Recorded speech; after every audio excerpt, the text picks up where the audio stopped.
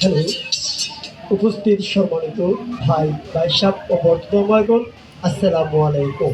ঈদ মোবারক। আমরা সবাই ভালো আছি নাকি?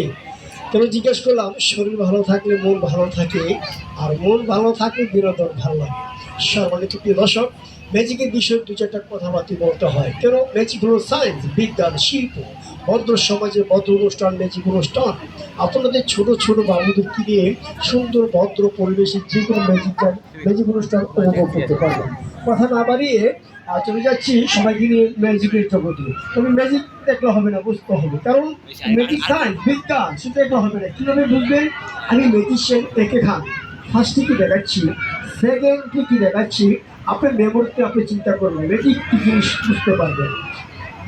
ম্যাজিকের শব্দ, মিউজিকের শব্দ, দুটি শব্দ একই সুরে বাঁধা। আমি মিউজিকের সুরে সুরে ম্যাজিকে চলে যাচ্ছি। অডিয়েন্সে যারা বসে আছি, আটকাট হয়ে বসি, দেখতে থাকি ম্যাজিক অনুষ্ঠান।